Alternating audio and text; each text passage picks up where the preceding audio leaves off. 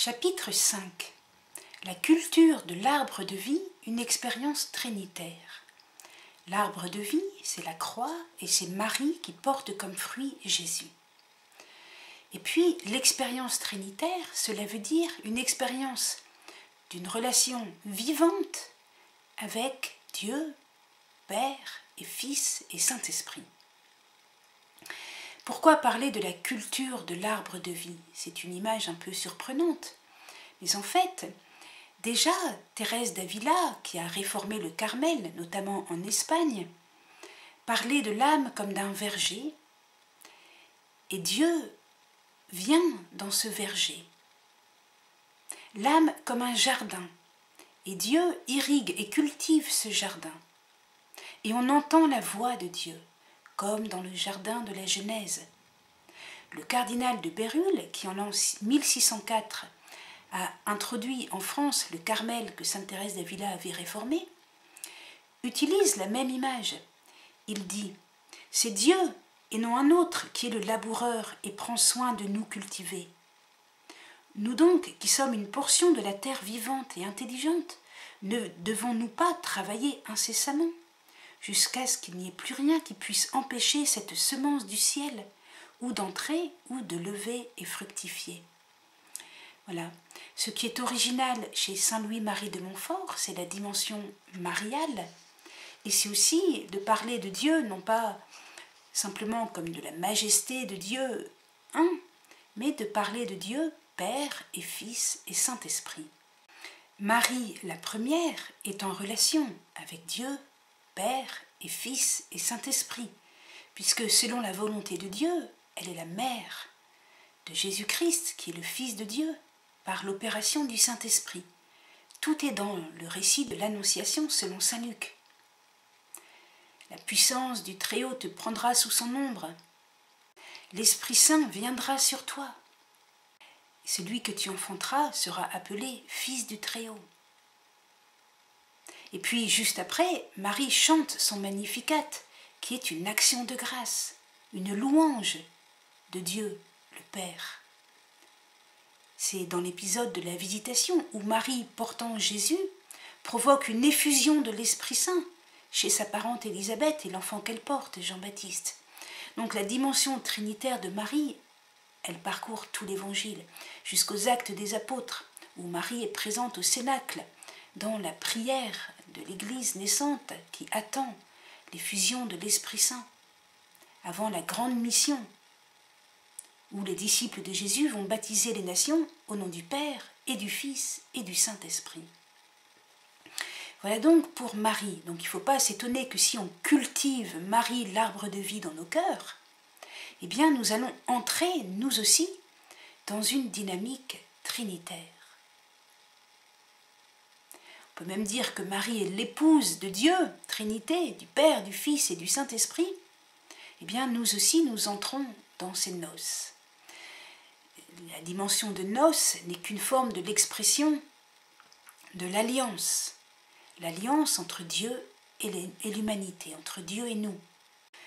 Entrons dans la dynamique du don, dans la dynamique trinitaire. Comment parler de la Trinité? C'est aussi difficile que pour les professeurs de physique de nous parler de la lumière. La lumière a une nature corpusculaire et ondulatoire. Voilà le langage scientifique. Alors, la lumière est-elle des petits grains ou des ondes? Eh bien, les deux. Eh bien, pour parler de Dieu, il faut parler de son être, de sa nature, il faut parler des relations.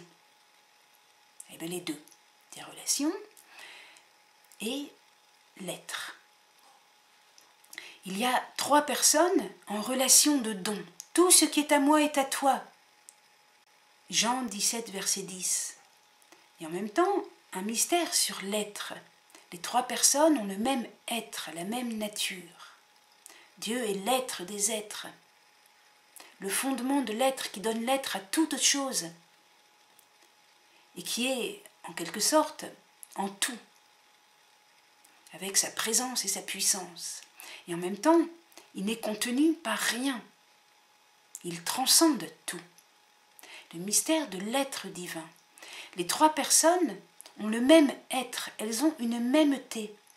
Si elles n'avaient pas le même être, la même nature, eh bien, elles ne pourraient pas recevoir le don de l'une à l'autre. C'est bien parce qu'elles ont quelque chose qui se ressemble qu'elles peuvent recevoir l'une de l'autre un cadeau, un don. On le comprend bien, nous ne pouvons pas recevoir un cadeau qui puisse nous plaire de quelqu'un qui est complètement différent de nous, qui n'a pas les mêmes goûts.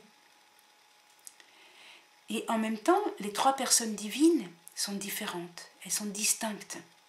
Le Père n'est pas le Fils, n'est pas l'Esprit Saint. Heureusement qu'elles sont distinctes. On ne peut pas donner à soi-même. Il y a un don parce que les personnes sont distinctes. Eh bien, nous commençons par recevoir le don de Dieu. Il y a beaucoup de dons que nous recevons de Dieu. Nous avons déjà parlé de l'être, nous recevons notre être de Dieu. Par conséquent, entre parenthèses, nous sommes totalement dépendants de Dieu. Nous sommes un rapport à Dieu. Si ce rapport est bon, notre être est excellent. Si notre rapport à Dieu est mauvais, notre être s'évanouit. Il est insignifiant. Puisque par nature, nous recevons notre être du Créateur. Nous sommes des créatures. Et puis, nous recevons plein de choses. Saint Louis-Marie de Montfort dit même que nous recevons la croix de Jésus. Et grâce aux humiliations, aux épreuves, eh bien, nous apprenons l'humilité et l'amour, à travers même les croix de nos existences. Et dans le secret de Marie, Saint Louis-Marie de Montfort dit qu'il faut recevoir la croix par Marie, parce qu'elle nous donne des morceaux que nous pouvons porter, des morceaux de la croix que nous pouvons vivre, que nous pouvons porter. Secret de Marie, paragraphe 22. Et puis nous recevons Marie comme cadeau, comme don de Dieu. Jésus nous l'a donné sur la croix. Jean chapitre 19, versets 25 à 27. Quand il dit aux disciples « Voici ta mère ». Marie est un don de Dieu pour nous et nous l'accueillons. Et nous reconnaissons ce don grâce à l'Esprit Saint. C'est l'Esprit Saint qui nous fait reconnaître les dons de Dieu, nous dit saint Paul. Alors, en réponse, nous vivons nous aussi un don. C'est ce que dit saint Louis-Marie de Montfort à la fin du secret de Marie. « Je me donne à vous, à Marie, tout entier, à nouveau. » Et il donne ce conseil au paragraphe 29. Il faut choisir un jour remarquable pour se donner, se consacrer et sacrifier volontairement et par amour, sans contrainte, tout entier, sans aucune réserve, son corps et son âme, ses biens extérieurs de fortune, comme sa maison, sa famille, ses revenus, ses biens intérieurs de l'âme, à savoir ses mérites, ses grâces, ses vertus, ses satisfactions. Alors oui, il y a une disproportion entre le don de Dieu et le don de l'homme. Mais ce n'est pas pour autant que nous sommes endettés. Oui, l'histoire de la dette, c'est lié au drame du péché qui n'a pas reçu une pénitence, une réparation suffisante. Mais le don de Dieu, quand il nous donne l'existence, ce n'est pas pour nous endetter. C'est pour la joie de donner. Et il nous donne en réponse la capacité de lui donner quelque chose, de nous donner nous-mêmes. Nous ne sommes pas rien. Nous avons la dignité de donner à Dieu. On le voit dans le Nouveau Testament, les 12 ont reçu gratuitement, ils doivent donner gratuitement. Saint Paul évangélise gratuitement. Et dans l'Apocalypse, la récompense, c'est d'avoir la source de vie gratuitement.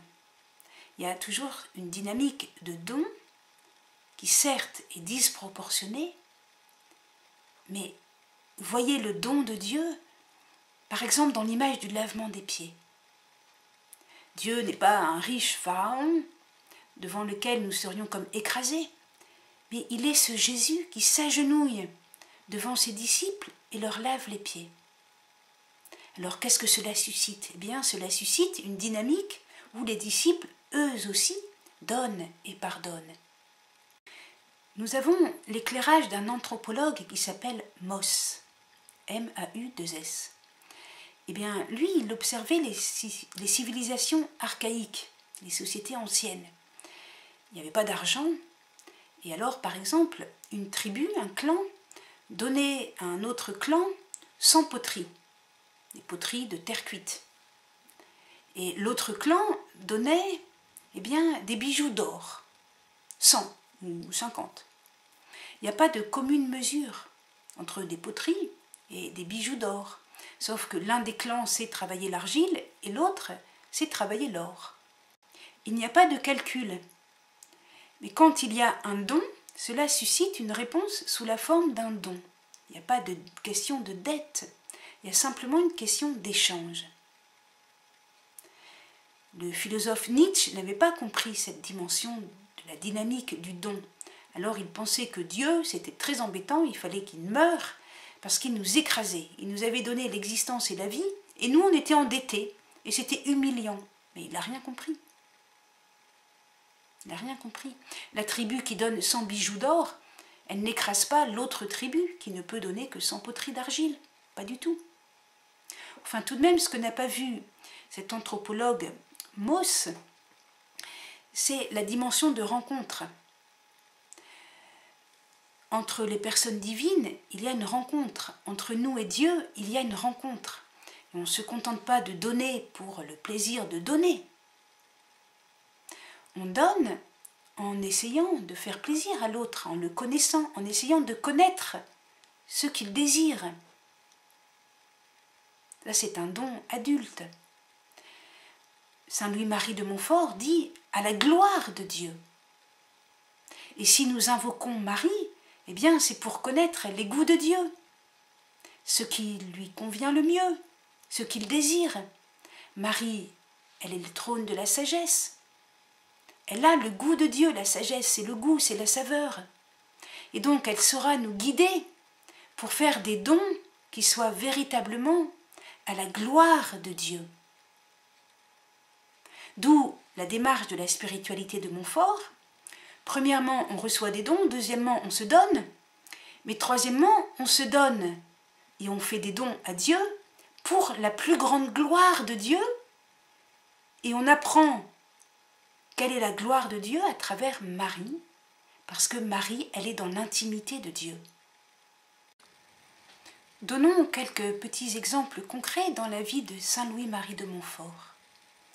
Lorsqu'il a 20 ans, il se dépouille de tout pour partir à Paris, à pied. À Paris, donc, il va devenir séminariste. Il a une bienfaitrice pour son logement. Et puis, quand cette bienfaitrice cesse de pourvoir aux nécessités de ce logement, eh bien, il reste tout à fait confiant, serein, recueilli, parce qu'il sait qu'il a un Père dans les cieux. Et puis, plus tard, quand il est prêtre, il arrive à Poitiers, il est responsable de ce qu'on appelle un hôpital. Un hôpital, c'est pas comme aujourd'hui, un endroit où on soigne les malades, c'est plutôt un endroit où l'on cache les exclus. Donc les pauvres, les orphelins, et surtout les handicapés, eh bien, sont cachés dans un bâtiment. Et Saint Louis-Marie de Montfort passe toute l'après-midi dans la chapelle, et les pauvres observent que son vêtement est tellement usé qu'ils vont se cotiser, ils en achètent un autre et ils lui offrent, en déclarant publiquement que Saint Louis-Marie sera leur prêtre. Vous voyez cette dynamique du don. Et Saint Louis-Marie, il accepte avec beaucoup de joie, il est heureux. Et puis ensuite, quand il va être missionnaire, il parcourt donc les villages pour faire des missions qui durent en général 1 mois. Il vit ces missions à l'apostolique, c'est-à-dire que la mission n'est pas financée par un notable de la région, mais simplement les gens apportent et partagent. Voilà, eh bien, ces 3 exemples vous montrent les conséquences pratiques de la dynamique du don dans une vie humaine. Venons-en maintenant à la lecture du Secret de Marie, paragraphe 70-78, la fameuse culture de l'arbre de vie. Tout d'abord, c'est l'arbre de vie qui représente Marie, dont le fruit est Jésus et qui s'élève vers la lumière, vers le Père des Lumières. et qui est planté par l'Esprit Saint, cet arbre de vie, nous le cultivons. Alors tout d'abord, nous l'avons reçu, l'Esprit Saint l'a planté. Et en réponse, il faut tout vendre, c'est-à-dire être dans une attitude de générosité complète. Numéro 70. Numéro 71, eh bien, Marie nous aide. Il y a ce secours que donne Marie. Numéro 72, il y a la contemplation. On est invité à faire grandir l'arbre de vie en contemplant Marie. Mais réfléchissez d'une façon un peu philosophique à ce qu'est la contemplation. Si je contemple une fleur, un paysage, eh bien cette fleur, ce paysage se donne à voir. Combien plus Dieu se donne à connaître. Marie se donne à connaître. La contemplation, profondément, d'un point de vue philosophique, c'est une dynamique du don. Ensuite, paragraphe 73, on est bien dans un langage agricole que les gens comprennent, il faut arracher les mauvaises herbes. Paragraphe 74, les insecticides, ça n'existait pas à l'époque. Alors il faut chasser les insectes. Paragraphe 75, chasser les prédateurs, les bêtes sauvages.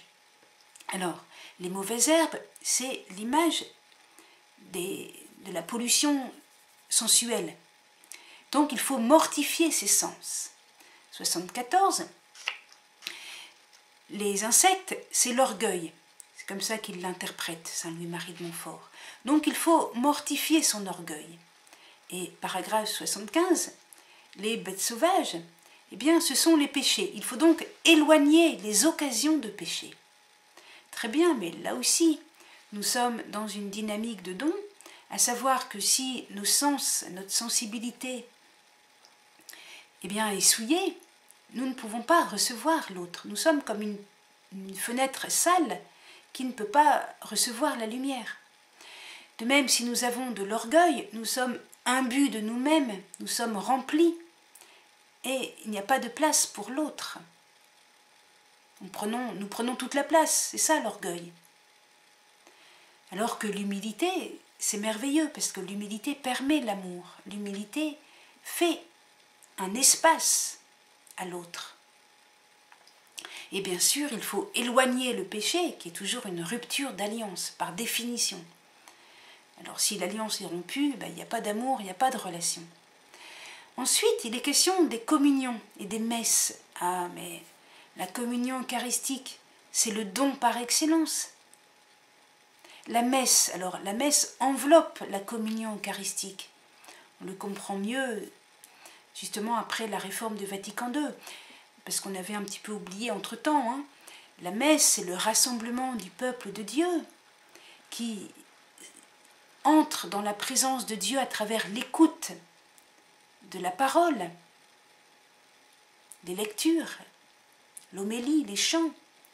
Et puis le don de Dieu à travers sa parole s'intensifie jusqu'à la présence eucharistique. Tout cela est un don, tout cela est un cadeau. Alors ensuite, Saint Louis-Marie de Montfort, on voit bien un arbre dans une tempête, les bourrasques, le vent, eh bien, il nous parle des tentations, des attaques, des contradictions. Et il nous dit, oui, il faut bien qu'il y ait des contradictions, des attaques. Mais la réaction bonne, sainte, c'est de se concentrer sur la culture de l'arbre de vie.